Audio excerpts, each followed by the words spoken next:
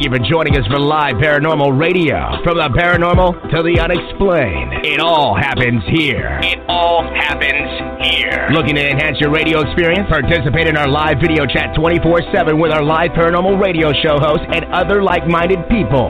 Live. Paranormal.com, the only interactive social chat room supported by Full Interaction Media. Stop by now and join the fun. Stop by now and join the fun.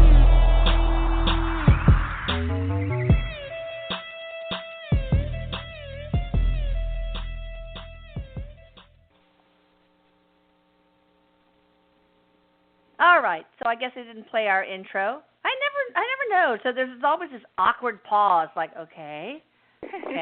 But maybe they'll put it in post production. So, I sound like I know what I'm talking about, but I really don't.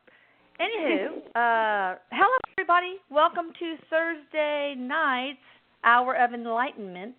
Thanks to liveparanormal.com, and also thanks to Kim Babcock, Erik's spirit translator, and Erik, my sweet boy, who I love so much.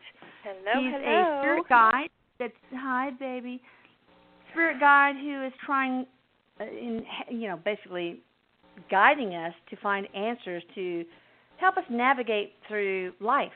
Sometimes the human experience sucks, and Erik makes it so much easier with a lot of comic relief to boot. Now, today, I want to talk about something that's really dear to my heart. It's probably the most important part of my life. We just celebrated Mother's Day, and soon we'll celebrate Father's Day. And I want to start with Erik. Hopefully he'll agree, or I'll put him in timeout, so he will agree. Erik sharing his views on the spiritual aspects of parenthood. I mean, how can we live up to our potentials as mothers and fathers, regardless of how we were parented? And I can tell you horror stories, okay?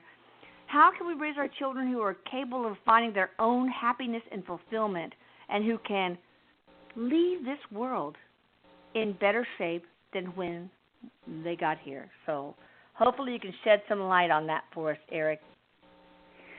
He says, Mom, I love you. I love he says, I'm so not saying anything yet until I tell you how much I love you.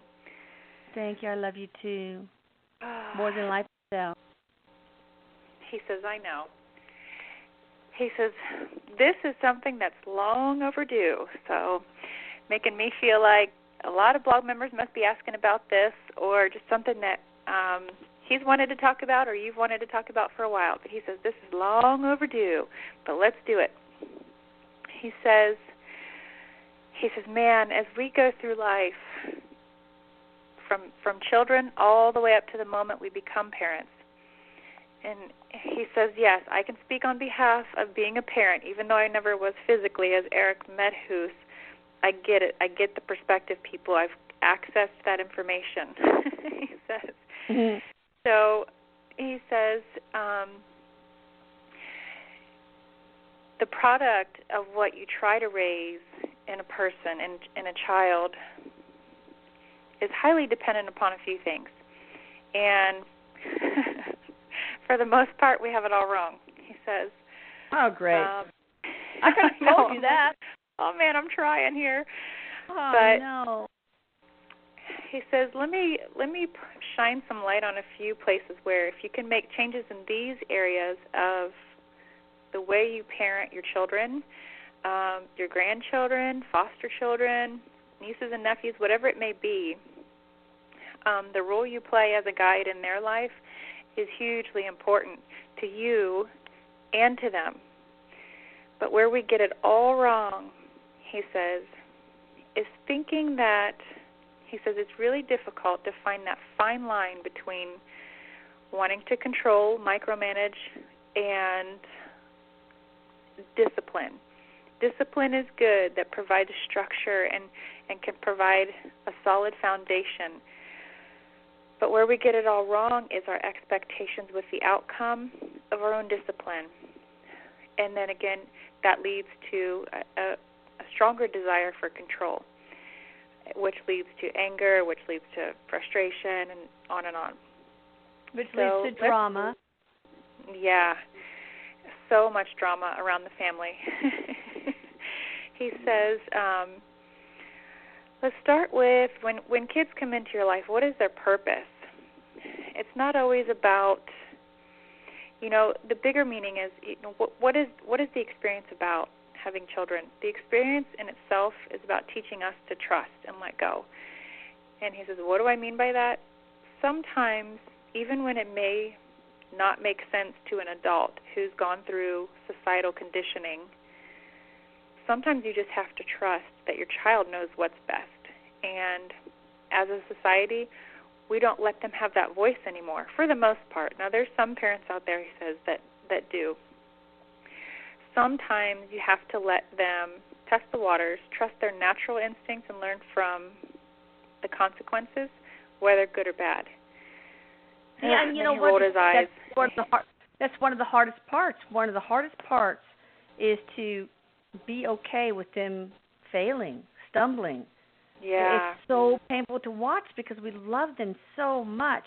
But if we protect them and wrap them in bubble wrap the rest of our lives, they are not going to be equipped to live in life, as an adult in the adult world.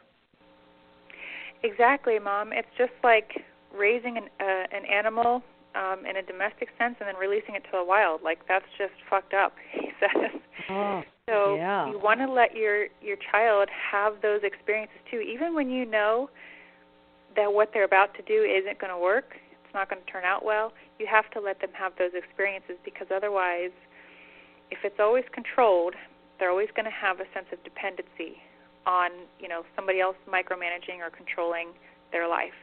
They won't be able to maintain their own independence. Right. And then in that, we often forget, as these little people grow up, we get so used to saying, hey, do this, do that, I told you this, and micromanaging. And we forget, a lot of times life gets busy, and we forget to validate them as humans, validate their voice, validate their perspective, and even letting them be their own person.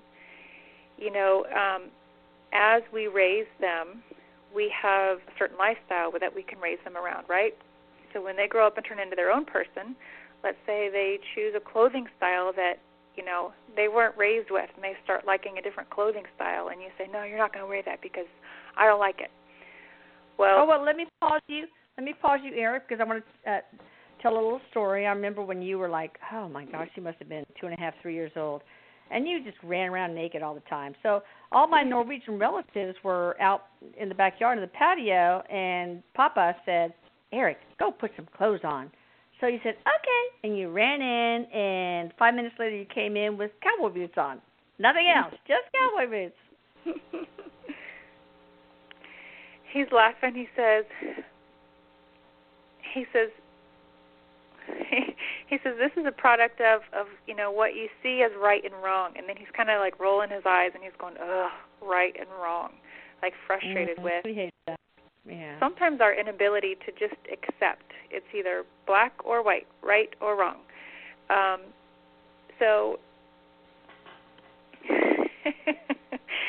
Oh, man, he keeps giving me a visual, and he's like, thanks for exposing me, Mom. Well, sorry. But that's what moms are for. But there was nothing there that you shouldn't have been very proud of. And I'm still proud, he says. Mm-hmm. Oh, man, how funny. But he says, we forget to validate our little ones with their little voice as they begin to grow into their own voice and follow their own inner guidance. Sometimes we don't let them do that. We are so loud not in like an actual verbal physical sense, but we're so loud in the way that we condition them that we forget to teach them to listen to themselves and trust themselves, trust their natural instinct and intuition. We take that, nowadays in society, we take that away from them from day one. We think that we're parents, we're in control, and my voice is going to speak for you.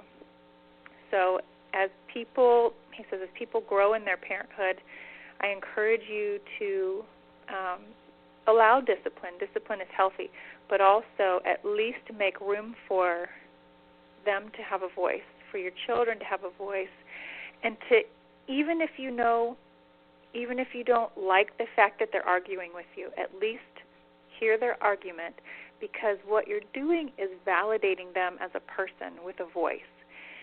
And if you continually shut that down, or you tell them what to wear, you shut down the essence of who they are, then you begin to shush the expression of themselves, or, they may not even realize it, but what you're doing is you're shushing them from expressing themselves. So as they grow, you'll see a more introverted person, or, somebody with social issues, disorders, or whatever. Or somebody who relies on external beacons like their peers to make decisions for them. One of my big beliefs, and I wrote 3 books on it, and one of my favorites is Hearing is Believing, How Words Can Make or Break Our Kids, is, for example, instead of saying, put your jacket on, giving directives, you can say something like, it's 20 degrees outside, what do you need to do to make sure you're comfortable? So they start to think. Or instead of saying, I'm proud of you, which tells the kid, oh, I better keep doing what makes mommy proud, say, I bet you're proud. And so the kid thinks, well, yeah, I guess I am. Why? So they learn self-praise. So there are all sorts of ways to make a child learn how to rely on their internal beacon, how to become self-directed instead of externally directed, like all the masses of approval-seeking children that are out there now getting into all sorts of trouble.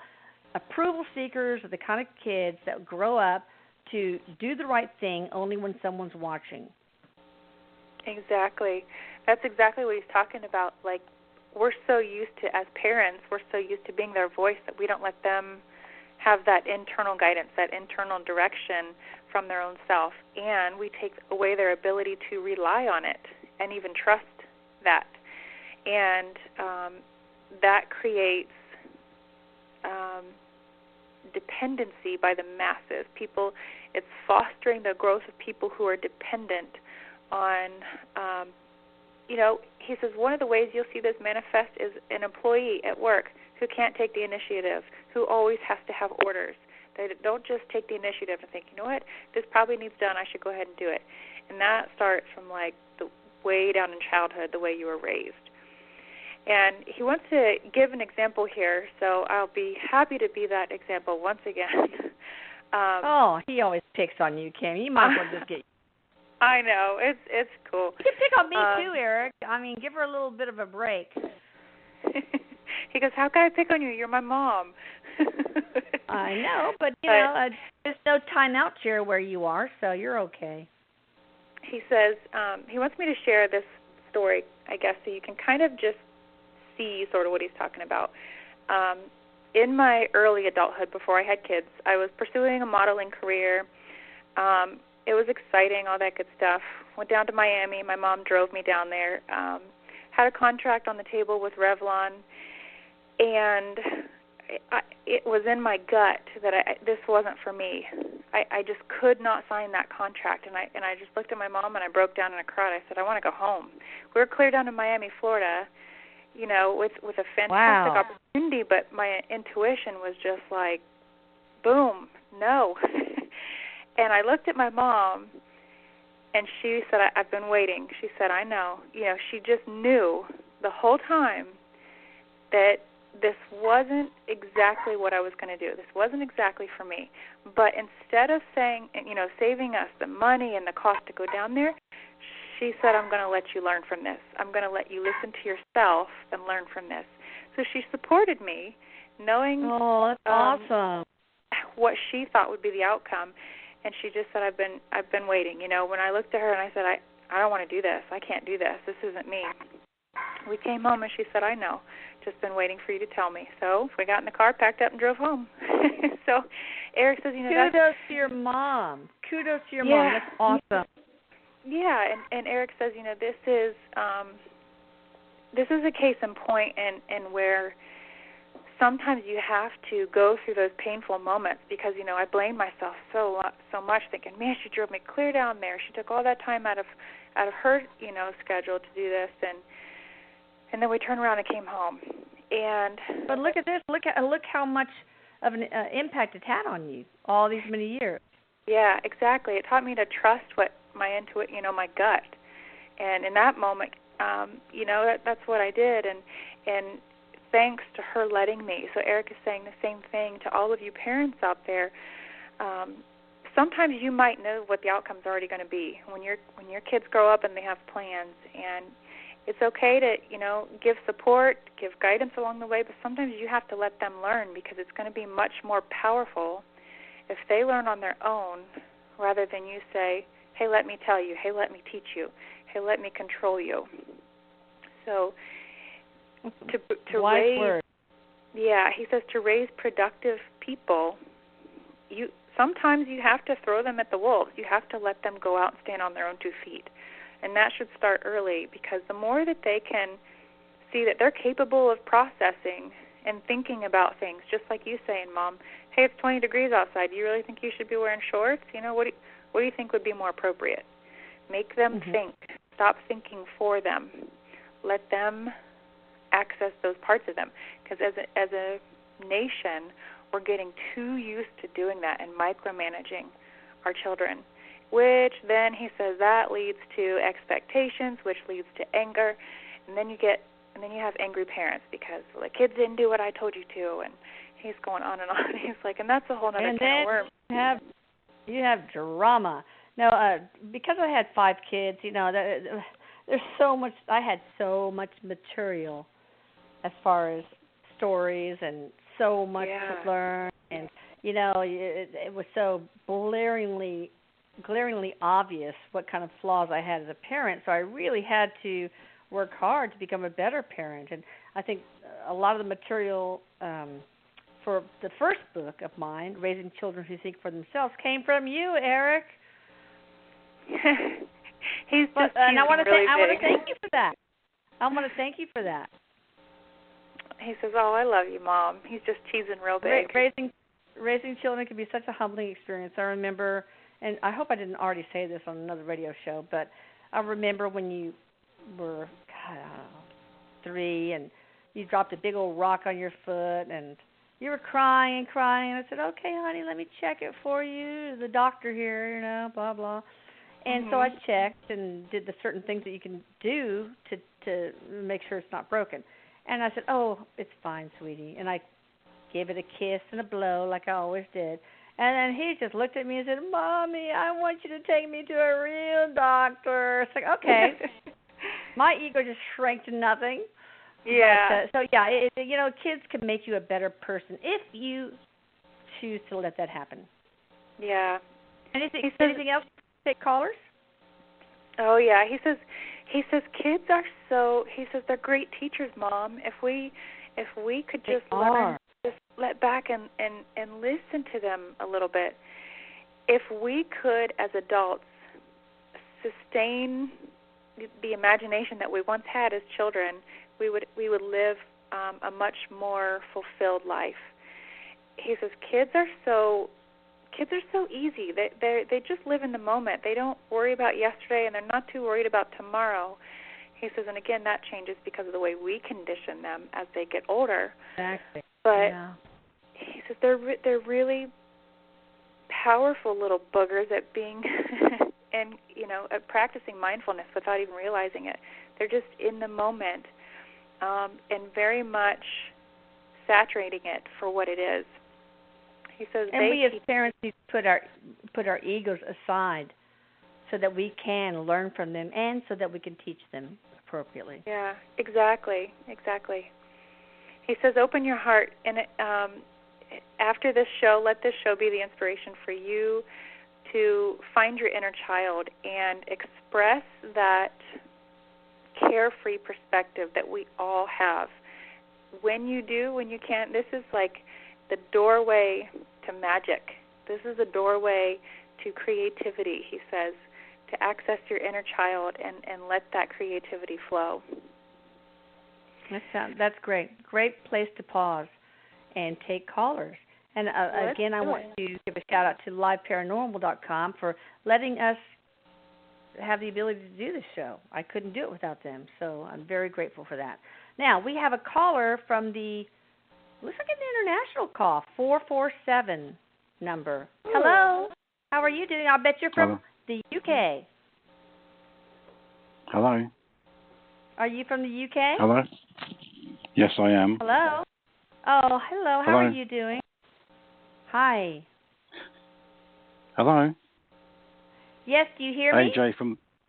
I think so. Hey. I think I can hear you. Awesome. Welcome to the show. Would you like to talk to Erik? Now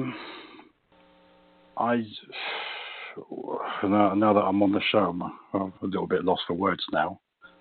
I wanted to Take a deep breath. Yeah. Well, I did actually previously talk to Erik on another channeling with Jamie. Oh, okay. And I asked some advice for something about my life back then, and I don't know if you would remember that we've previously talked about, but there's something I might want to talk about. I've been trying to call for a few weeks because I was intrigued about this idea about asking one's higher self questions. Yeah. Presumably because my higher self is me, knows what's going on inside my mind, knows what's going on inside my life. Right. And I would like some insight because it's I don't know if I want to openly talk about some of those things because they're quite personal, but I was actually wondering if maybe your higher self can just give you a message. Give me some insight. Yeah, some insight or some messages about that. And yeah, I mean, I obviously don't want to take up too much time. I know I would like to talk to Erik as well, but that would be a thing I was curious to know about. Sure. What is your first name? My first name is Alistair. Alistair's higher self. What message do you have for him that he could benefit from? Okay, this is what I keep hearing.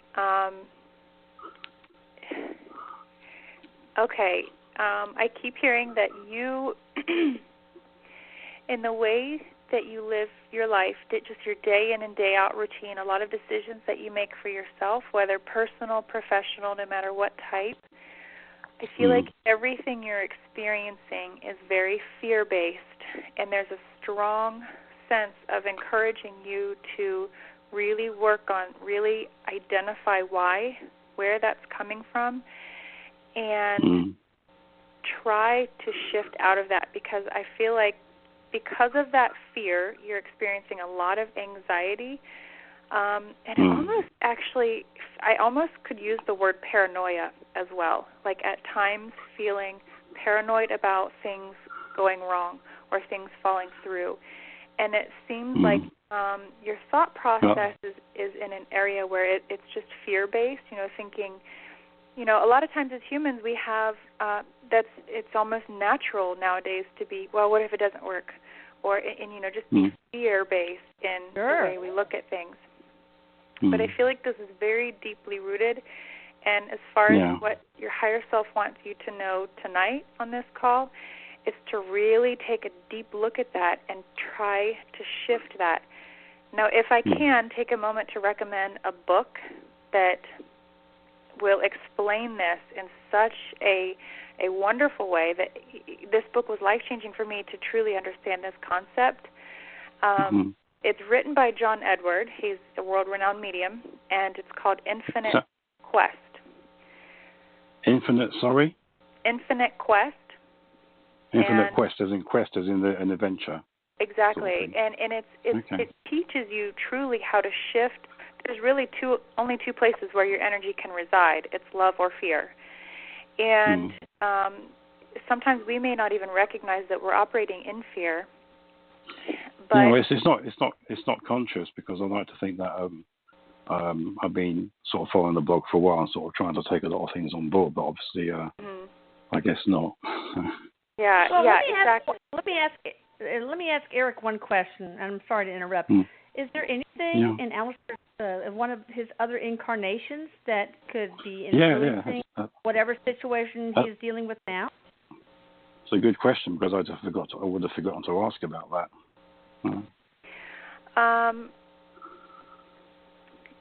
Erik says, "Mom, this is a control thing." This is a control thing, and I feel like this is he's referencing a past life that making me feel like you were don't take insult, to this, but you were OCD about having control, but it was a very fleeting sense of safety and security for you. But I feel like the more things didn't turn out how you wanted because of wanting to control them, the harder you sought after it, like it being control over certain things. Sure, that's natural. Yeah. Right, and then so that fear has kind of carried over, still having that fear of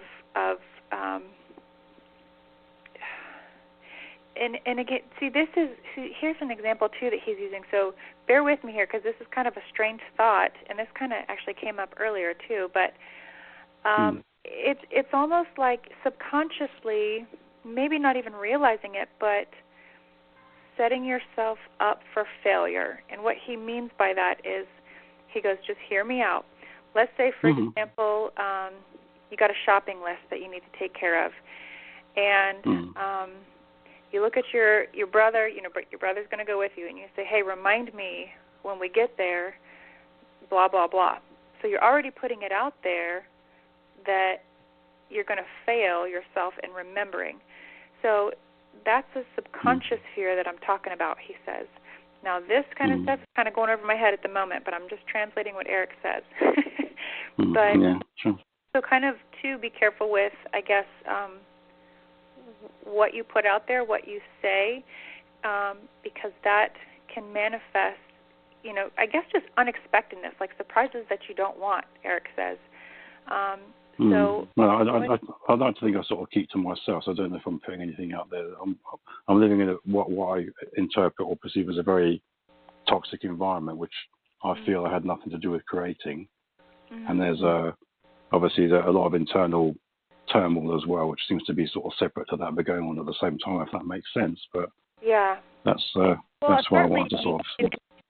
You don't have to vocalize things to manifest it. Sometimes exactly. Your consciousness. Yeah.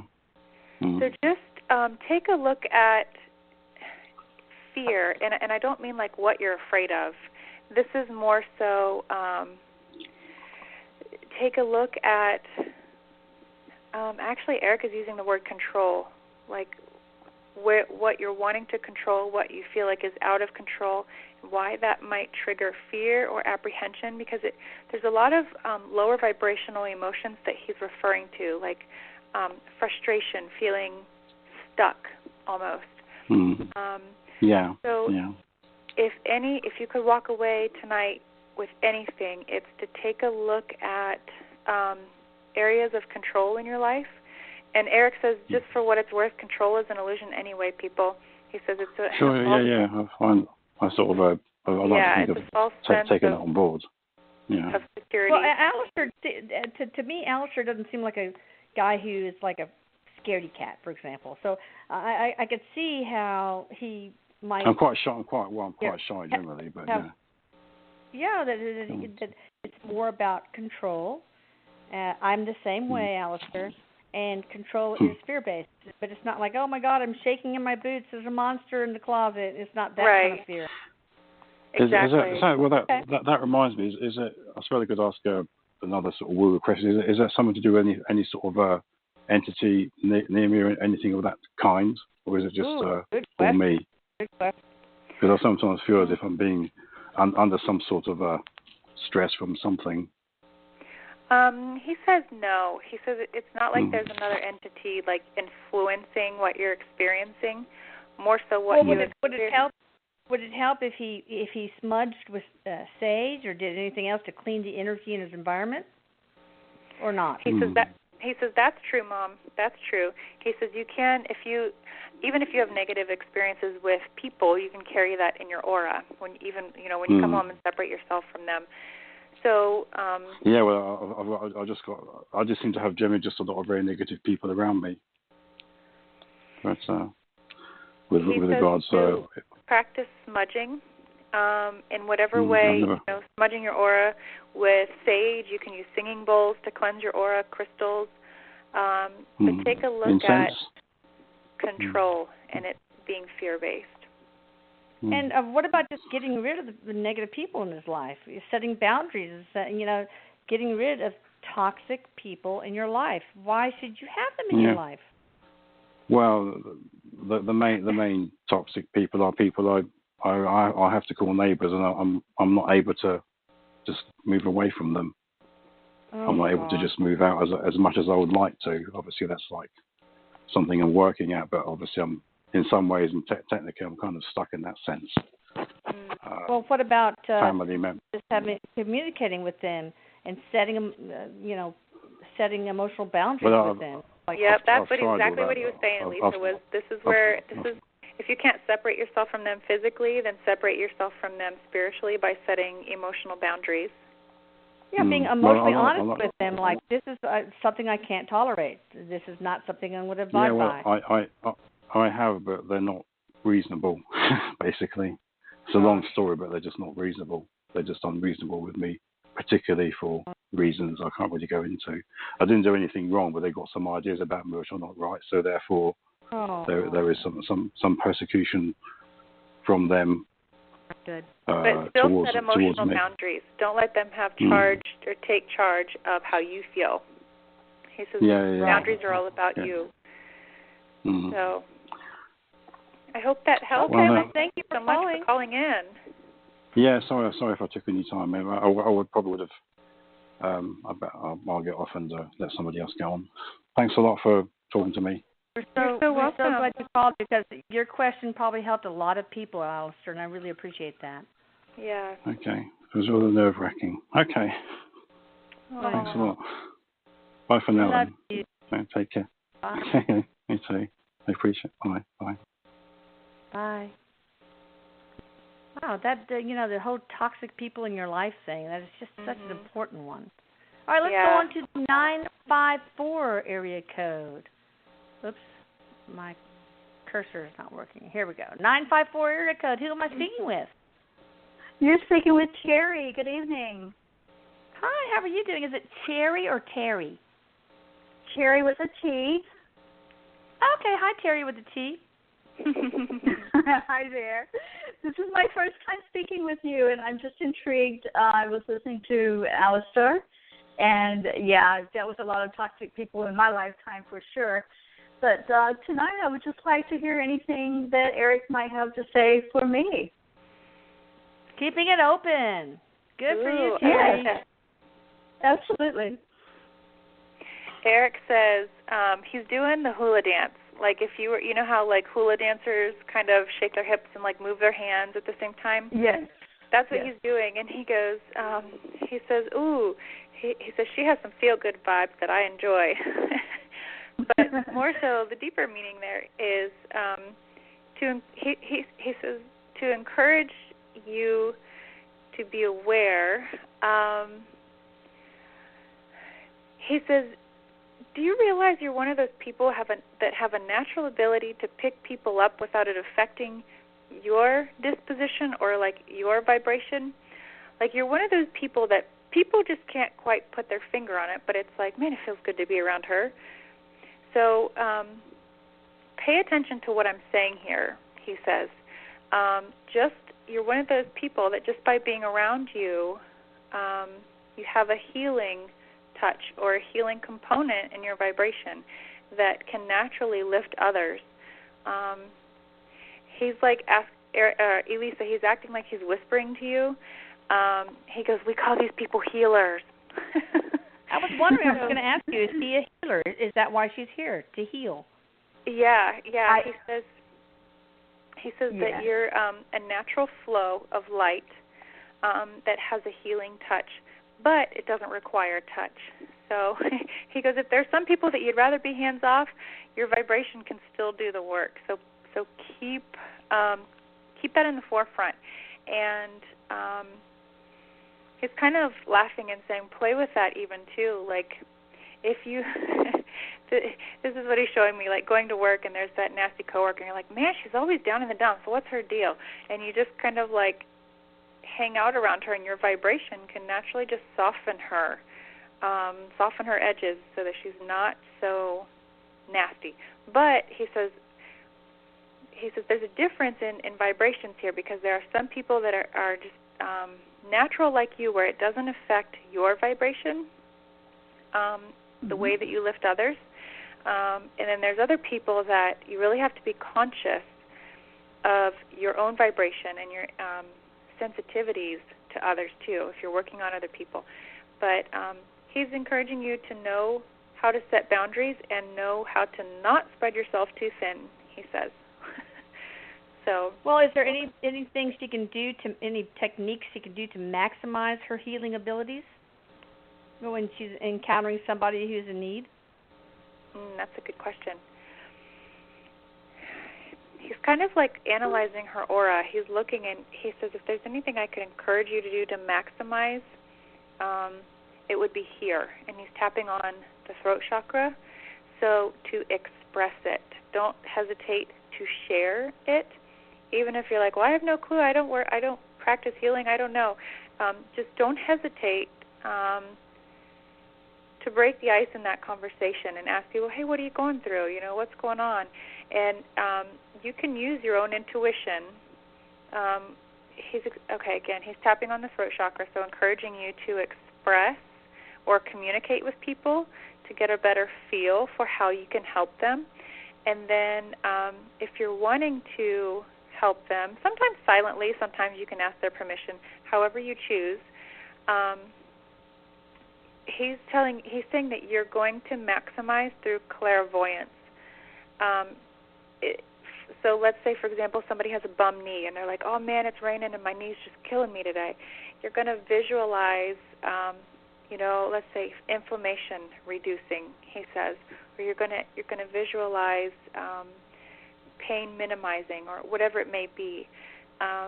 So to focus on, he's kind of actually spreading this message to any energy healer that might be listening to focus on visualization through the healing, because that's going to be most effective.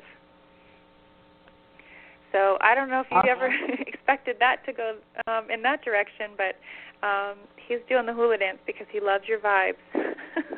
All right. Well, thank you. Carrie, and yes, thank you for calling. I do energy healing, and I really appreciate perfect. that message from him of the visualization, because I do distance energy healing, and I have to use visualization, but I haven't really practiced what he just said, and I will add that to what I do, so I appreciate that. Oh, that's fantastic. Perfect, Carrie. Thank you for calling. He says, I got you, Thank girl. you. Thanks, Carrie. Thank you. You all have a good night. You You too. Bye now. All right, let's take another caller. How about the 602 area code? 602 area code. Hello. Who am I speaking with? Can you hear me? Oh. Hi, is this you? No, that's somebody else. I don't know. Why? This is Domino's Pizza. Did you order a pizza? Is this Elisa? No? Okay.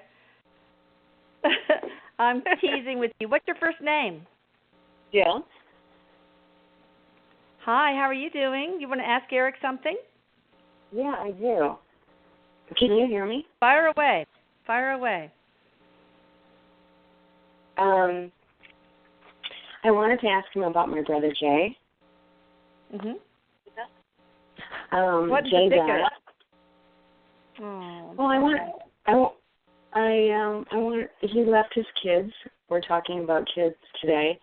And it's really kind of difficult. And I just wanted to know if, we're all doing the right thing for his kids as far as guiding And I wanted to know also if he's riding a motorcycle with Erik, because he loved Harley Davidson. And I often ask him that, if he's riding his bike with Erik. You know, when Erik was like 3 years old, my husband had a Harley and a Heritage Series, and we would find him with motorcycle gloves on, sleeping on top of that Harley. He just loved it. So, Erik, are you and Jay buds? Do you go motorcycling together? He says, "Oh yeah, Mom." He says, "We can." He says, "And rest in knowing that he's okay. That I knew he was okay." And it's he makes me feel like his transition was shocking, quick or unexpected, because he's snapping his fingers. But even aside from that, he's recovered from that, and he is okay. And then this sort of kind of goes along with what we were talking about earlier. When you said, I just want to know we're doing everything okay with his kids.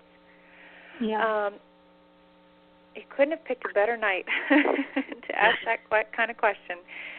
But Erik is saying to you from Jay, I guess, he's kind of acting like a translator for him. If you just let them follow their heart, sometimes they have to deal how they have to deal. We can't force kids to grieve the way that we're comfortable with them grieving. We can't force them to, they're going to grieve probably for the rest of their life, but they can move forward. They can heal. So you have to trust that sometimes the way they need to cope, that they know what's best. Sometimes you have to let them have their own space in that because, again, as parents or even aunts and uncles, we might say, "Oh, it's okay, do this. This will make you feel better. Do that. This will help." You've got to trust that they know what makes them feel better too. So from Jay, he says, as long as your heart is happy and content with how you're loving them, my heart is happy too, he says. Just let them have the freedom to express who they are completely, obviously with discipline, but Jay says that's where I find fulfillment. So just tapping on his chest and saying fulfilled. As long as you're happy and they're happy, he says the guidance is up to you, but I think what he means is do what you must. But he's thanking you. Oh, it's very sweet. So I hope that helps. I hope that you know that he's safe and he's at peace, but still very much a part of your life and his children's life as well. It's awesome. I think we lost her for some reason. I don't know why. We may have. Hopefully she can still hear us. We may have lost her on the call. But hopefully. Or she can listen to the podcast. Well, let's take another caller, the 405 area code. Hello, 405 area code. Hi. Hello.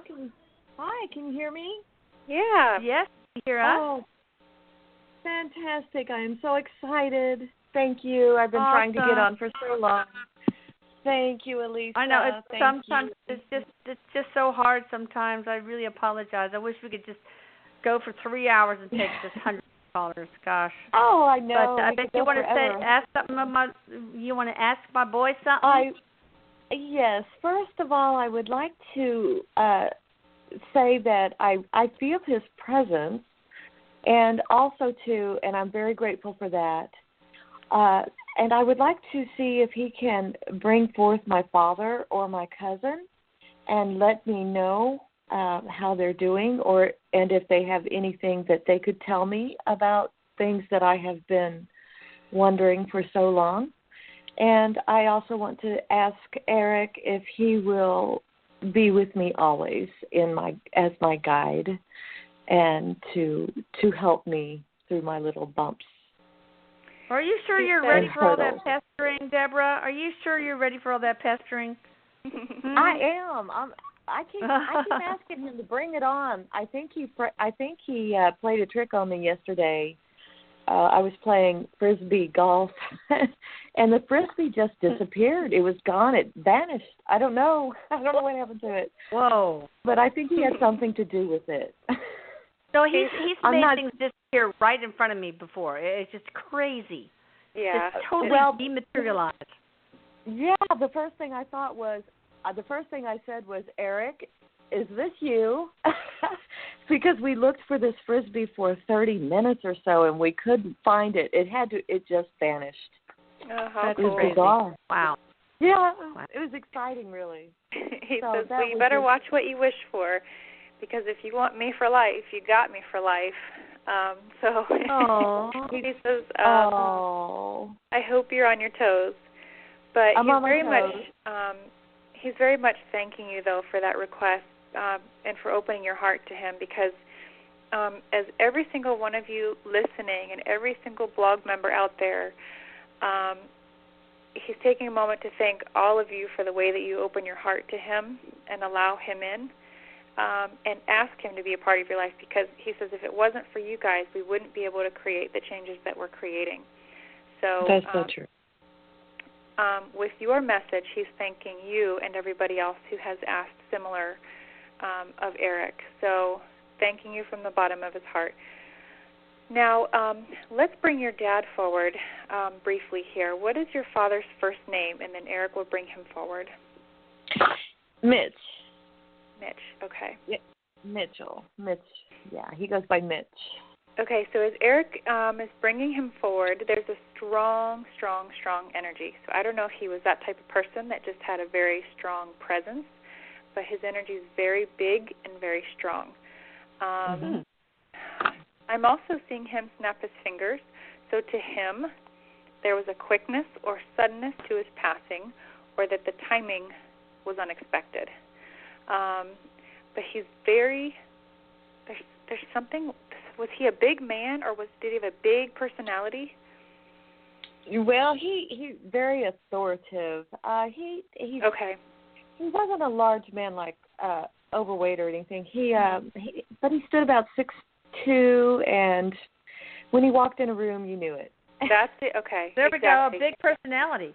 He had a big presence. Okay, that makes sense. Yeah, it's very loved. Very loved.